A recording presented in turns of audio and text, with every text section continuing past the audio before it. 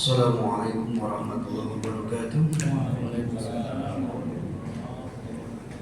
Alhamdulillahi an'amana bi ni'matil iman wal islam. Asyhadu an la ilaha illallah al-malikul a'lam wa asyhadu anna muhammadan abduhu wa rasuluhu sayyidul umam. Allahumma shalli wa sallim ala hadan nabiyil karim bi sirri wal alan. Rabbi shrah li sadri wa yassir li amri wa hlul 'uqdatam min lisani yafqahu qawli, amma ba'd. Puji dan syukur kita panjatkan kehadirat Ilahi Rabbi Allah Subhanahu wa Ta'ala dengan curahan rahmatnya sederas curahan hujan tadi, mudah-mudahan menjadi berkah bagi kita semua. Amin ya Allah. Salawat dan salam semoga dilimpahkan kepada junjungan kita Habibana wa Rasulullah Sayyidina Muhammad SAW dengan ucapan Allahumma sholli ala sayyidina Muhammad wa ala sayyidina Muhammad. Hadirin kaum muslimin rahimakumullah. Malam ini seharusnya kita mengawali rukun sholat yang selanjutnya yaitu tasyahud, tapi karena bacaan duduk di antara dua sujud belum selesai, jadi target malam ini harus selesai bacaan doa duduk di antara dua sujud. Kemarin kita sampai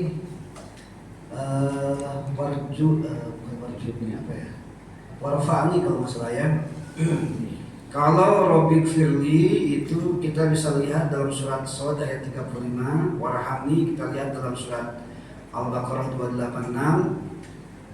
Wajburni, kalimat wajburni di sini jabara yajburu itu tidak ada dalam Al-Qur'an gitu ya.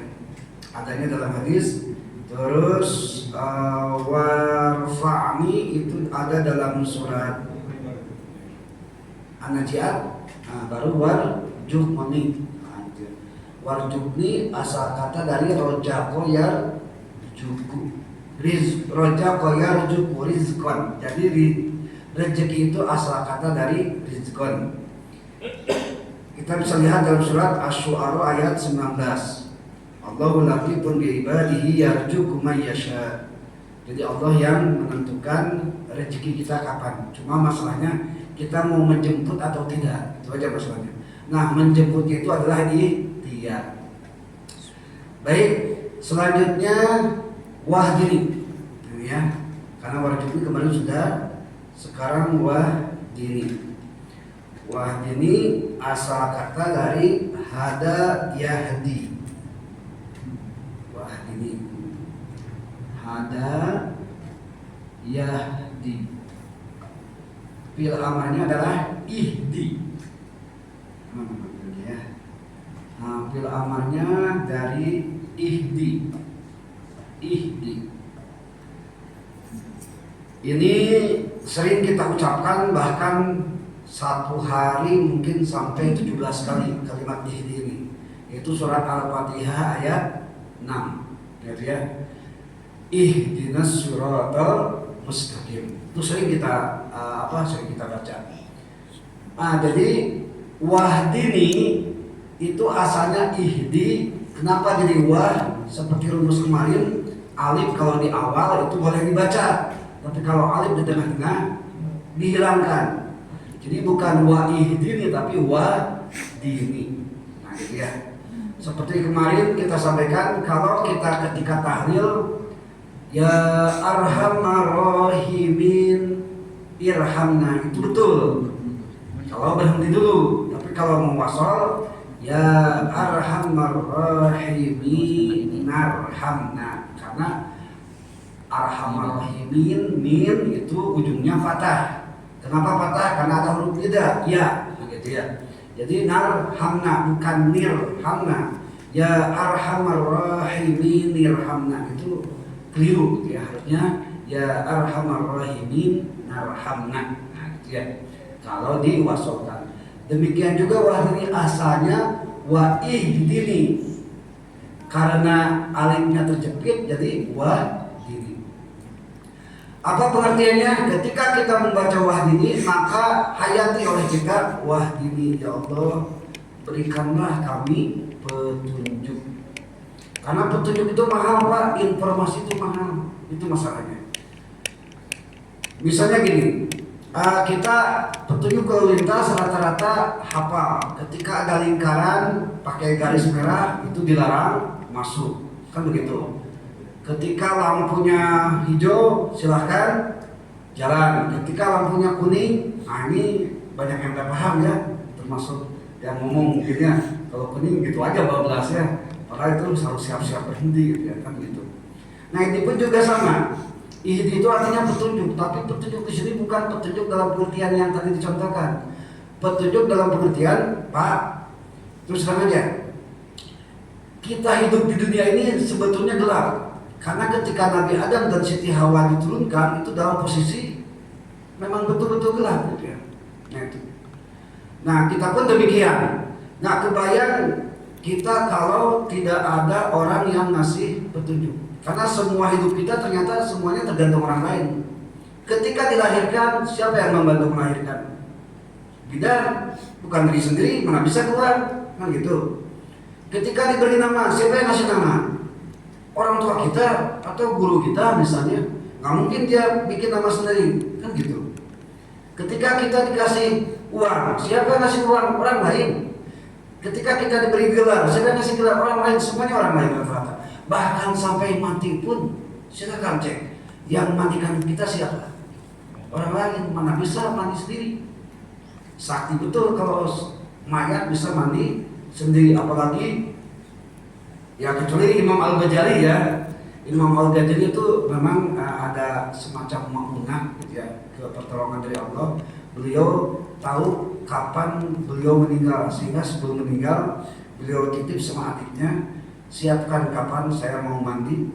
Maka posisi Imam Al-Ghazali ketika meninggal beliau udah berkafan, cuma dua aja, tinggal menyolatkan dan tinggal menguburkan. Kalau kita jelas level kita semua itu nggak mungkin dikasih tahu kapan meninggal.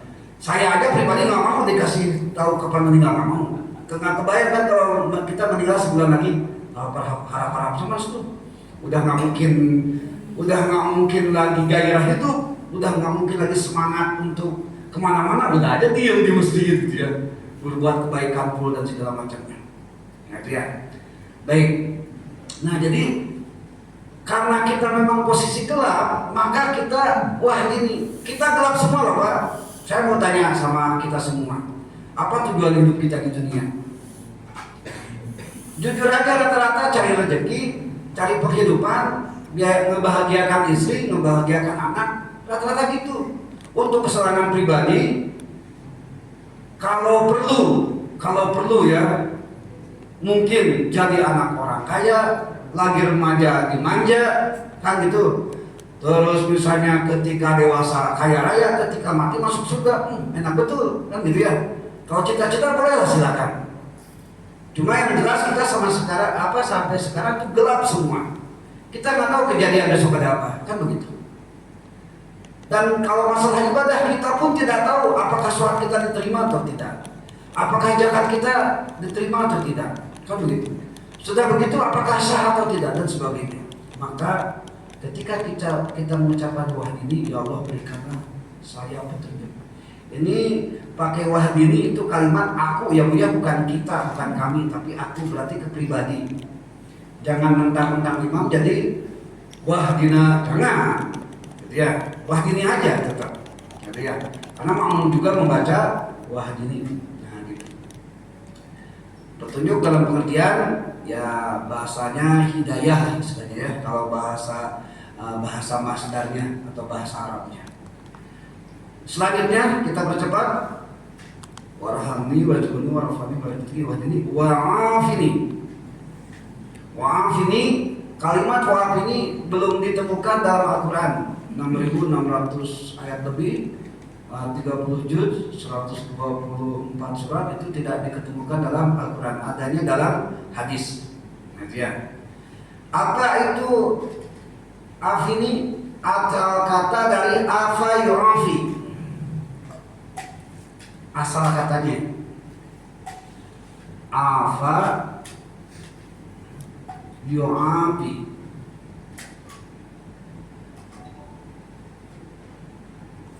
Nah, terus amarnya adalah afi.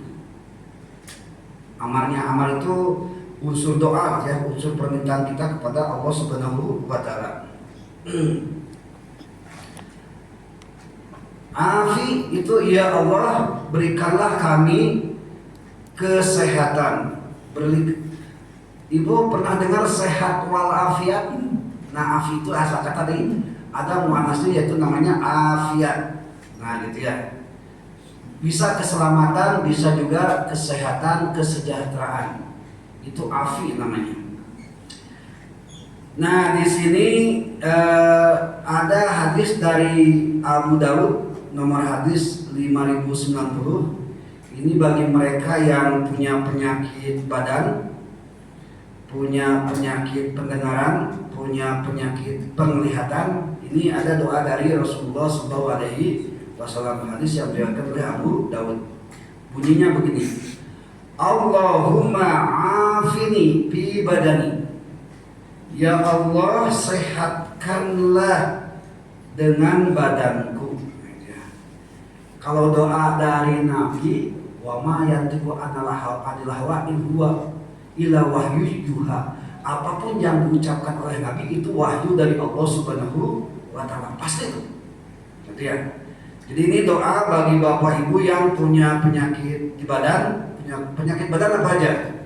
Ya dari ujung rambut sampai ujung kaki lah ya, badan lah pokoknya silakan. Yang kedua punya penyakit pendengaran, ya mungkin gatal lah, kurang dengar lah, segala macam lah ya. Atau yang ketiga penyakit penglihatan, udah mulai kabur lah, udah minyak dan sebagainya gitu ya. Nanti boleh doanya seperti ini: Allahumma afini fi badani, Allahumma afini fi sam'i, Allahumma afini fi basari, la ilaha illa anta. Nanti insya Allah kalau tidak ada halangan, kita secara WA ya untuk bacaan ini. Jadi doa khusus untuk kesehatan badan, kesehatan mata, dan kesehatan telinga. Karena kalau salah satu tak ada, repot kita Pak. Pendengaran terganggu, ya sulit kita mendengar kan gitu. Penglihatan terganggu, apalagi badan terganggu, apalagi nggak bisa kita kajian, nggak bisa kita ibadah maksimalkan seperti itu. Nah, jadi Nabi mengajarkan kepada kita, ini ya Allah sehatkanlah, gitu ya. Jadi kalian ketika bapak ibu mengucapkan wa'af ini, bayangkan penyakit ibu. Wa'af ini, ibu kebetulan punya penyakit apa ya, rata-rata penyakit kita. Bayangkan aja lah penyakit masing-masing lah ya. Wa'af ini, sehatkanlah aku. Nah, gitu ya. Sambil membayangkan penyakit yang kita derita. Nah, itu maksudnya. Karena doa yang paling diijabah memang doa ketika sholat, karena sholat adalah ibadah yang memang betul-betul serius Pak. Kalau ibadah yang lain, coba cek. Zakat kita masih bisa sambil jual beli kan, zakat bisa. Puasa silakan tanya, bisa sambil main suling, bisa main gitar, bisa main bola, bisa tenis meja lagi puasa. Boleh kan tanpa membatalkan. Naik haji bisa sambil bisnis juga. Tapi kalau sholat silakan. Bisa nggak sholat sambil main bola? Mana bisa, kan gitu ya. Nah, jadi sholat adalah puncak ibadah yang memang dikabulkannya doa. Maka ketika kita membacakan wa'af ini, bayangkan penyakit kita, ya Allah sembuhkanlah penyakit. Tapi harus diiringi dengan ikhtiar. Karena tauhid kita tauhid Asy'ariyah ya Pak ya. Tauhid Asy'ariyah itu adalah tauhid yang bukan hanya sekedar doa tapi juga ikhtiar. Ibu punya penyakit flu, wah pilih, tapi tidak berobat, ya sama aja. Itu maksudnya ya. Karena doa itu salah satunya bisa merubah takdir. Doa itu bisa merubah takdir. Takdir kita harus sakit jadi sehat. Nah, gitu ya. Baik, itu wa'afini. Yang terakhir adalah wa'fu anni. Wa'fu anni asal kata dari afa ya'fu. Dari afa ya'fu. Ini asal katanya. Afa ya'fu afwan. Afwan artinya apa? Maaf. Gitu ya. Ada orang Arab yang bilang afwan ahi, maaf saudara. Itu asalnya dari kata afwan. Fi'il amarnya adalah ufu, maafkanlah. Ufu. Asal katanya wa ufu, alifnya dihilangkan jadi wa'fu. Ya Allah maafkanlah. Kalimat wa'fu ada dalam surat Al-Baqarah ayat 286. Bapak Ibu pasti hafal semua lah ya. Wa'fu anna waghfir lana warhamna anta maulana. Wa'fu anna. Kalau ini namanya wa'fu anni. Nah, gitu ya. Kalau wa'fu anna itu maafkanlah kami semua. Kalau wa'fu anni maafkanlah aku sendiri. Begitu maksudnya ya. Apa bedanya maaf dengan Robi Birli dengan wa'fani? Begini Bu, ibu misalnya ngerjakan dosa gitu ya, baik dosa sedang, dosa besar, apapun dosa apalah. Nah obatnya adalah Robi Birli. Jadi dosanya itu dihapus. Dalam dosa besar itu pasti ada sisa-sisa lagi, maka dihapus totalnya dengan wa'fu anni. Atau kalau Bapak ahli HP, ya kalau Bapak ahli HP, coba lihat, Bapak hapus aplikasi, itu sampahnya masih ada loh Pak. Misalnya WA lah ya, di WA itu WA-nya hapus, itu masih ada sampahnya. Misalnya ada yang agak teknologi sedikit ya, ada yang tem, ada sampah yang permanen, macam-macam lah pokoknya. Nah itu pakai wa'fu. Tapi kalau aplikasinya itu pakai Robi Birli, itu bedanya. Jadi kalau Robi Birli untuk dosa supaya dihapus, nah menghapus itu masih ada sisanya. Macam gini, kita menghapus papan tulis nih, pasti ada sisanya ya. Nah itu kita hapus lagi dengan bahan tertentu, dengan thinner apa. Itu namanya wa'fu anni. Jadi beda ya Pak ya. Ampunan dengan maaf beda. Kalau ampunan itu mohon diampuni dosanya. Tapi kalau wa'fu itu mohon dibersihkan total. Makanya wa'fu anni ditempatkan terakhir. Robi Birli ditempatkan di awal. Karena ketika kita berdoa, kita minta ampunan kepada Allah. Kalau dalam sholat, ibu sebelum doa bagusnya sholat taubat dulu. Jadi gini Pak, ini sekedar resep saja.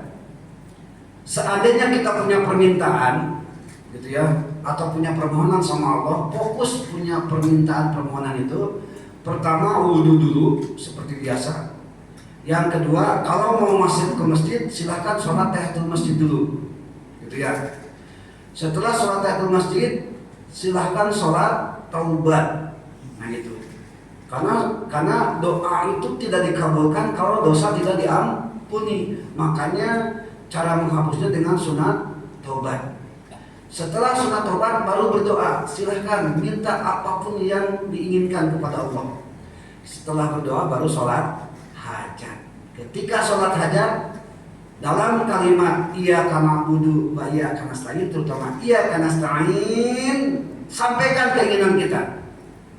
Itu yang pertama. Yang kedua, ketika sujud terakhir menjelang tasyahud, subhana rabbiyal a'la wa bihamdi kan 3 kali, langsung sampaikan doa kita. Jadi ada 2 tempat ya Bu ya. Di kalimat iyyaka nasta'in dan di kalimat setelah atau sujud sebelum tasyahud akhir. Nah, gitu ya. Itu khusus untuk doa yang diijabah. Kalau tak percaya, silakan cek dulu lah, silakan ya. Atau Bapak misalnya punya masalah, problem yang sampai sekarang tak selesai-selesai, udah belasan tahun, puluhan tahun. Ada sebagian ulama dalam kitab Al-Adhkar itu mengatakan, coba bisa nggak selama 40 hari, khusus bagi laki-laki, sholat berjamaah tidak ada putusnya, terserah sholat berjamaahnya mau di mana gitu ya. Yang penting berjamaah lah. Yang kedua diiringi dengan yang tadi itu Bu, yang sholat taubat, sholat hajat kan gitu ya. Yang ketiga, ketika meminta itu diiringi dengan asmaul husna.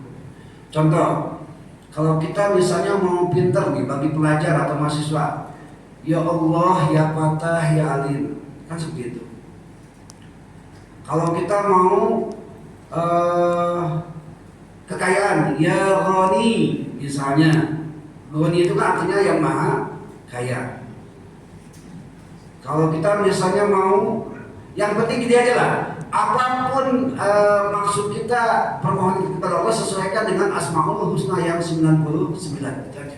Jadi jangan memakai Allahumma saja, tapi memakai juga kalimat Asmaul Husna.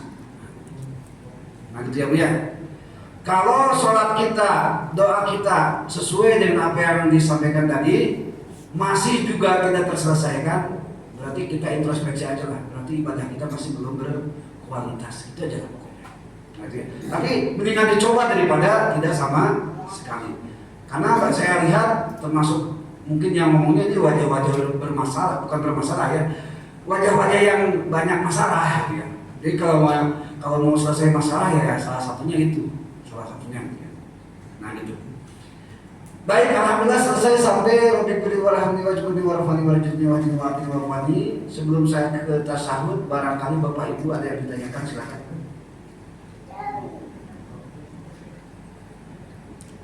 Cukup ya Pak ya, ya Bu? Baik. Hadirin kaum muslimin rahimakumullah, kita sampai kepada rukun sholat yang selanjutnya. Bismillahirrahmanirrahim. Asalisu asaro al-julusa litasyahudil akhir wa ma ba'dahu. Kalau itu julus ya. Mohon maaf, kalau di sini bukan nomor 13, nomor 14. Ar-rabi'a asyara at-tasyahudul akhir, tasyahud akhir. Baik, tasyahud akhir itu asal kata dari syahida yashhadu. Ini Bu, kita coba cerita latar belakang. Ketika Nabi di Isra dan di Mi'rajkan, dalam kitab Bainana yang ditulis oleh Imam Ad-Dadari, ketika Nabi mau menghadap Allah, Nabi posisinya pasti berjalan dan berdiri. Nggak mungkin langsung ruku, apalagi langsung sujud ketika berjalan ya. Nah, ketika Nabi bertemu dengan Allah, itu kebetulan memang tidak didampingi oleh malaikat Jibril, karena malaikat Jibril tidak punya kemampuannya hanya sampai Sidratul Muntaha. Maka dilanjutkanlah perjalanan Nabi sampai Aras. Ketika di Aras, Nabi takjub lihat gimana kebesaran Aras. Ada kalimatnya dalam surat As-Sajdah kalau nggak salah, Ar-Rahman ala Rasus Taala, Allah yang Maha Pengasih bersemayam di atas Aras. Itu terjemahan zahirnya ya, bukan terjemahan nyatanya. Karena nggak mungkin Allah membutuhkan tempat duduk, nggak mungkin. Ini untuk keyakinan atau untuk makna kemanusiaan lah, supaya dipahami oleh manusia gitu maksudnya. Karena hal-hal yang gaib tak mungkin dipahami Pak, karena kita belum pernah melihat. Bapak Ibu saja belum membayangkan kan alam barjah kayak gimana, kan gitu ya. Maka diberikanlah kalimat yang bisa dipahami oleh manusia. Salah satunya Ar-Rahman 'alarasy istawa, Allah yang Maha Pengasih bersemayam di atas aras. Kalimatnya bukan makna sesungguhnya, tapi kalimatnya di mana qadir atau qadrah, di mana menguasai. Nah, jadi kalau boleh, mohon maaf ya, kita bukan aliran mujassimah gitu ya, bukan aliran yang menzahirkan Allah gitu. Kalau boleh nih, sebetulnya tidak boleh, tapi supaya kita paham lah. Aras itu seolah-olah tempat apa ya? Kalau di kerajaan itu semacam istana lah, istana kekaisaran, istana raja kayak gitulah pokoknya. Walaupun Allah tidak membutuhkan itu, tidak, tapi ini untuk memahamkan manusia aja. Karena kita nggak mungkin kan nggak bisa menjelaskan alam gaib itu kayak gimana. Jadi ada aras, ada kursi. Kalau kursi itu memang kayak kursi kerajaan, tapi bukan begitu maknanya, bukan, nggak boleh. Karena kita tauhidnya tauhid Asy'ariyah, tidak boleh menjisimkan Allah.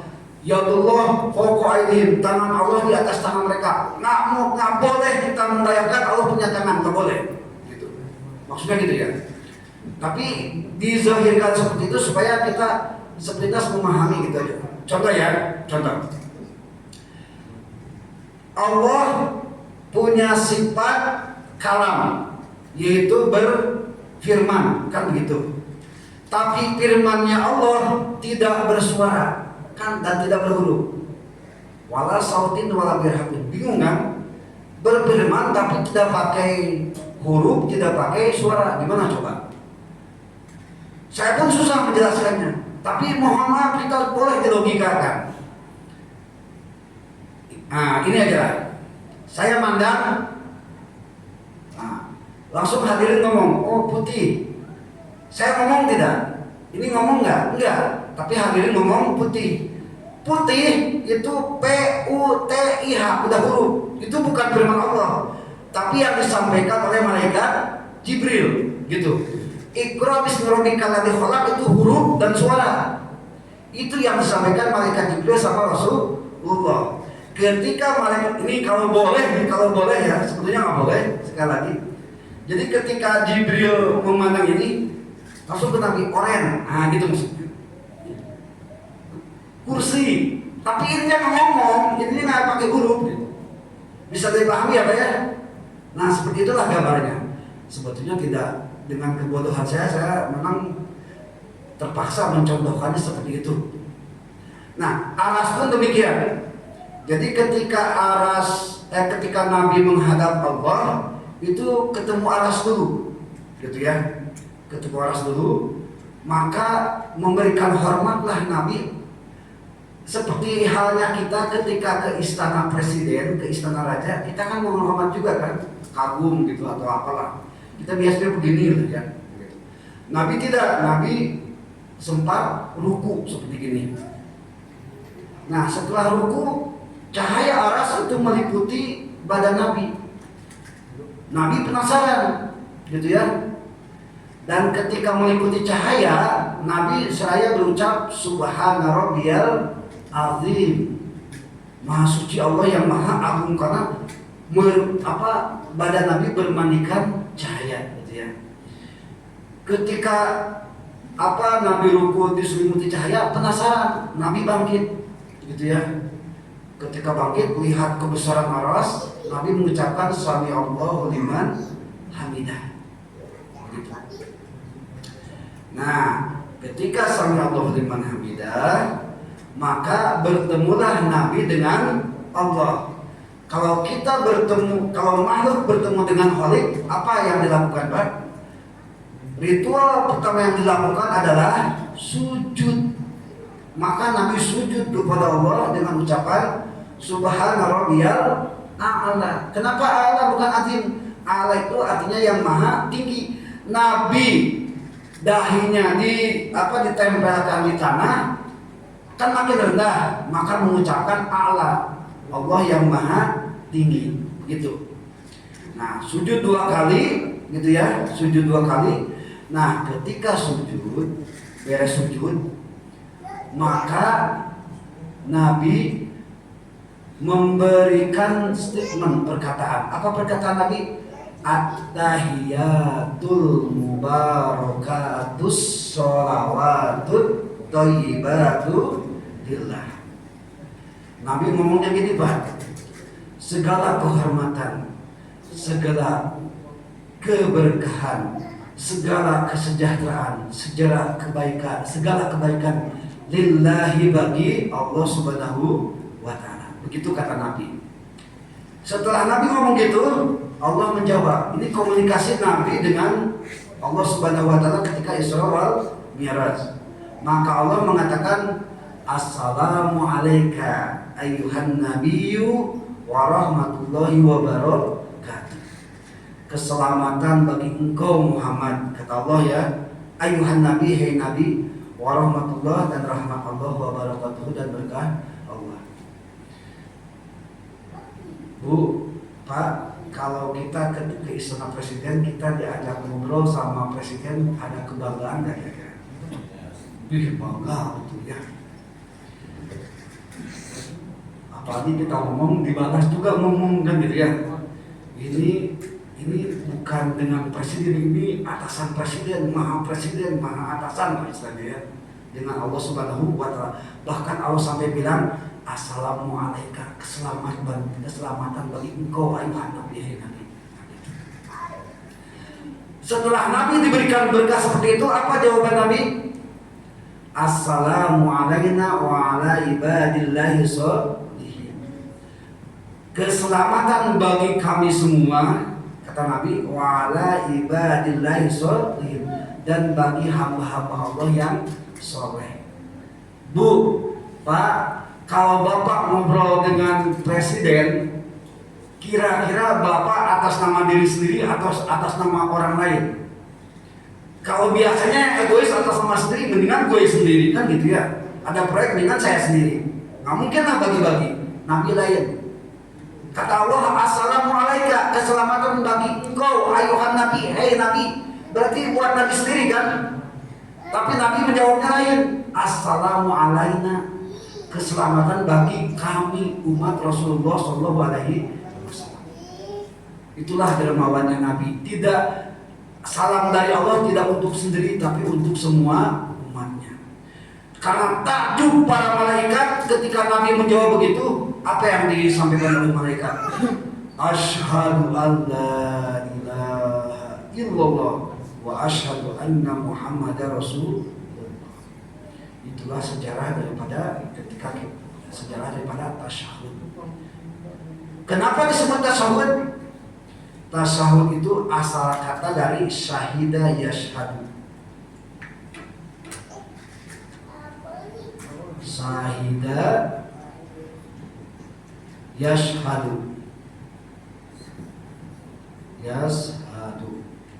Syahida yashhadu. Syahida yashhadu syahdan tasyahudan fahuwa syahidun. Nah, yashhadu ini kita teori sedikit ya Pak ya. Yashhadu, yashhadani, yashhaduna. Nah, ini sampai 14 bawah Bu. Ujung-ujungnya nanti asyhadu, nashhadu ujung-ujungnya.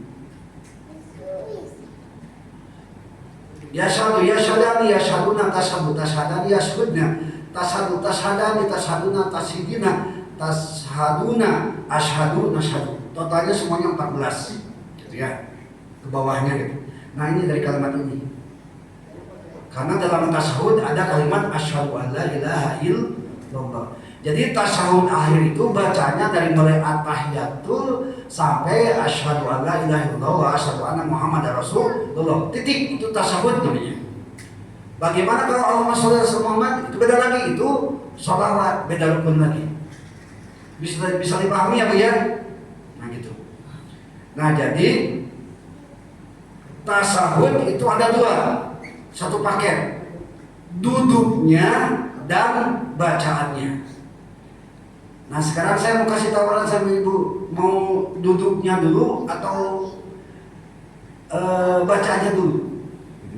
Duduknya aja dulu ya, karena baru duduk dulu baru baca kan, nggak mungkin baca dulu baru duduk.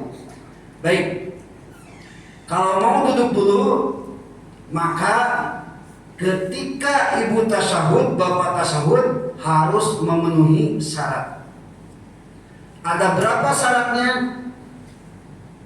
Syarat tasyahud kalau dalam kitab Kasyifatus saja itu semuanya ada 8. Nah, kita coba introspeksi tasyahud kita sah atau tidak. Karena tasyahud termasuk rukun. Kalau tidak tasyahud, tidak duduk, tak sah salatnya. Mau duduknya gimana terserah. Yang penting duduk, gitu aja. Mau sila, mau duduk selonjoran, mau duduk iftiras, mau tawaruk, mau ik'a, silahkan. Cuma urutannya, mohon maaf, saya mau kasih urutan dulu. Yang pertama, keutamanya itu adalah tawaruk. Keutamanya ya. Urutan kedua, iftiras. Iftiras. Urutan ketiga ik'a. Urutan keempat itu silahkan. La yukallifullahu nafsan illa usaha. Mau duduk kayak gimana nyamannya, gitu ya. Cuma urutannya ini dulu 1, 2, 3, 4 dan sebagainya. Jadi kalau bisa tawaruk dulu, baru iftiras. Kalau iftiras nggak bisa, ik'a. Kalau ik'a nggak bisa, yang nggak boleh itu begini Bu. Yang nggak boleh memang sudah dijelaskan. Kalau ik'a kan gini. Yang nggak boleh itu begini. Nah ini yang nggak boleh. Itu dimakruhkan ketika kita tasyahud. Walaupun nyaman, tak boleh ginilah pokoknya. Gimana kalau punya penyakit, bisanya cuma gini aja. Kalau cuma gini aja bisanya, itu tak jadi masalah. Kalau betul-betul cuma apa? Nah jadi tawaruk nggak bisa, iftiras nggak bisa, ik'a nggak bisa. Bisanya cuma itu ya, silakan aja. Kalau itu nggak jadi masalah. Cuma kalau misalnya tawaruk masih bisa, iftiras masih bisa, ik'a masih bisa, sila masih bisa, selonjoran masih bisa, itu jangan gitu. Karena hukumnya makruh li tahrim gitu ya, cenderung tidak boleh. Nah gitu. Baik, bagaimana cara duduk tasyahud? Kita tidak konsentrasi di bacaannya, konsentrasinya di tasyahud dulu. Kata Nabi Rasulullah SAW,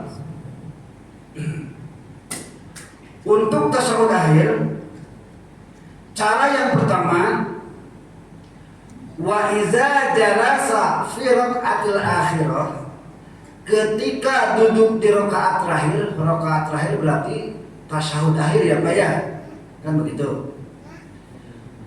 Qaddama, keluarkanlah rijlahu, kakinya, al yusra yang kiri.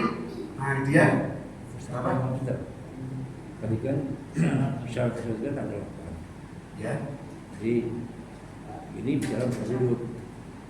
Jadi nampaknya agak agak lari. Mancing ya?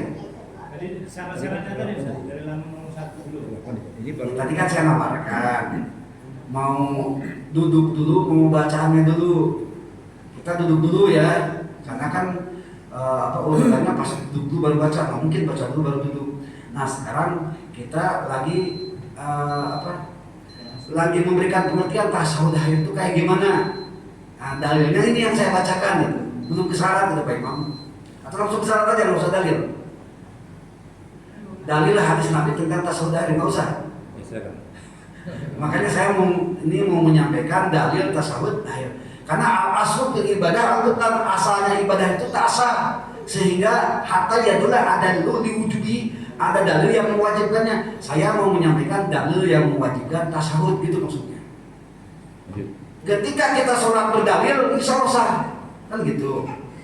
Baik, kata Nabi, wa idza jalasa fi rakaatil akhirah, apabila duduk di rakaat terakhir, qaddama rijluhu, maka keluarkanlah kakinya al-yusra yang kiri, keluarkan kaki kiri.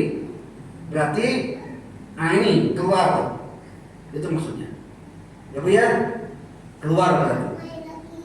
Bukan disembunyikan, tapi dikeluarkan. Ya terserah keluarnya mau 1 cm, 2 cm, terserah, yang penting keluar, ngomong, intinya.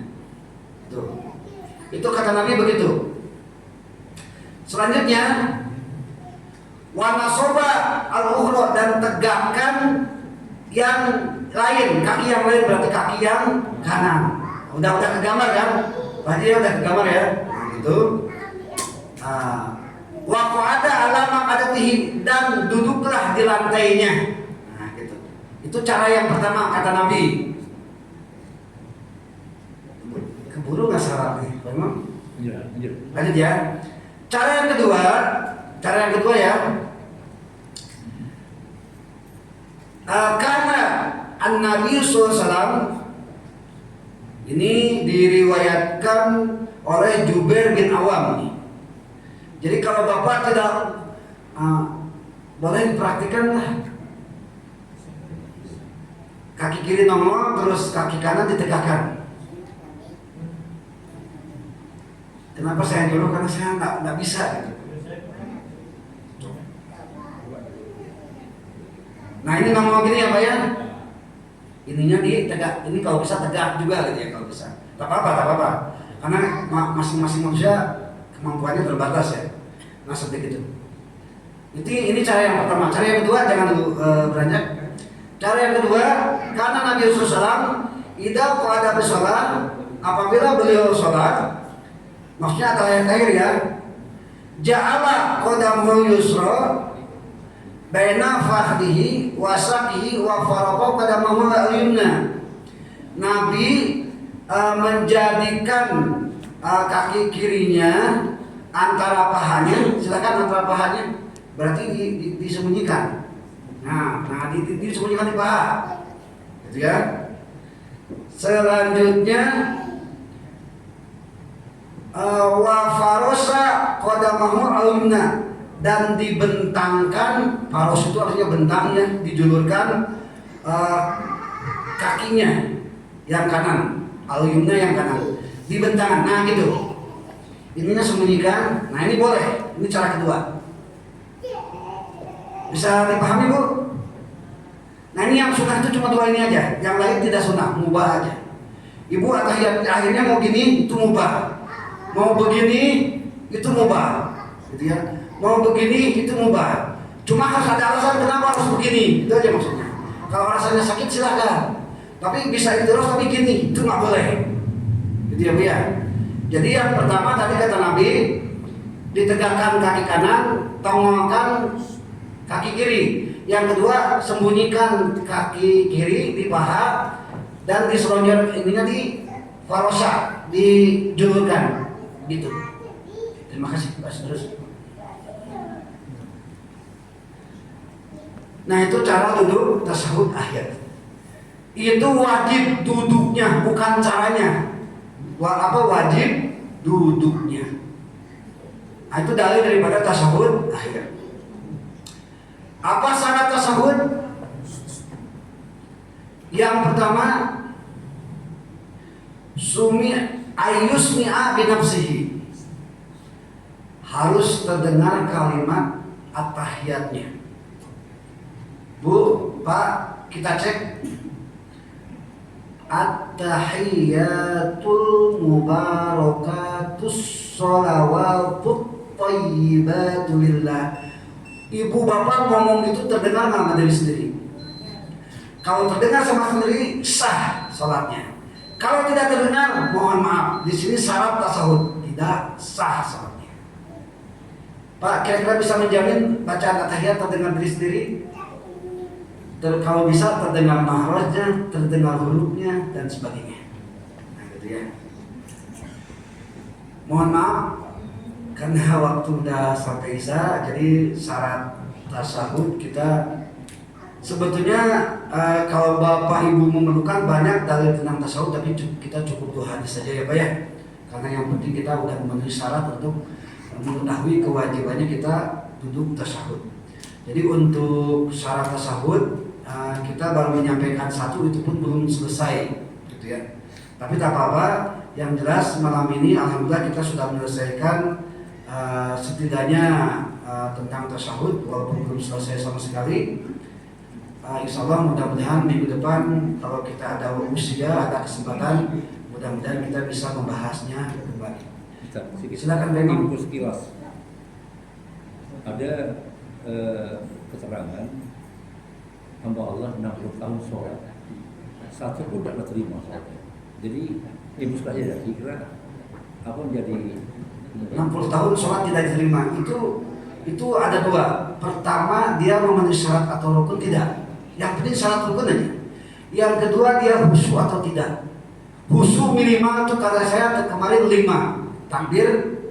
Yang kedua apa? 3 ya. Takbir iya karena na'budu wa iyyaka nasta'in dan asyhadu an la ilaha illallah. Minimal. Iya karena na'budu wa iyyaka nasta'in. Emang Bapak Ibu bisa dari Al-Fatihah sampai Waladhdallin khusyuk terus? Nah, kalau tak bisa, usahakan iya karena na'budu wa iyyaka nasta'in gitu maksudnya. Itu walau alam diterimanya apakah 1%, 2% tidak tahu. Yang jelas kalau kita berjamaah berapa derajat Pak? 27. Introspeksi ada, nilai sendiri. Kira-kira berapa persen yang diterima oleh Allah? 0,01% itu udah alhamdulillah. Itu aja. Nah, yang ditanyakan Pak Imam itu mungkin tidak memenuhi syarat dan rukun atau tidak khusyuk. Karena banyak nanti faktor-faktor yang tidak bisa diterima sholat. Insya Allah kalau data sholat akhir sudah selesai, saya ingin membahas gimana supaya kita khusyuk ya Bu ya, boleh ya? Khusyuk bagi orang awam gitu maksudnya, karena kita memang awam gitu ya. Mumpung kita masih ada usia ya Pak ya, karena kita nggak tahu apakah rapot kita sholat kita nanti di akhirat apakah kosong, apakah 0,1, 0,2 atau berapa kita nggak tahu, itu aja masalahnya. Yang penting berusaha ikhtiar untuk melaksanakan atau meningkatkan kualitas dan kuantitas sholat kita. Insya Allah amin ya masyarakat. Amin. Hadirin, itu saja mungkin yang disampaikan. Mohon maaf kalau kurang jelas karena memang mau tanya jawab waktunya udah ada ya. Sekian dan demikian, wallahu muwaffiq ila aqwamit thoriq. Wassalamualaikum warahmatullahi wabarakatuh.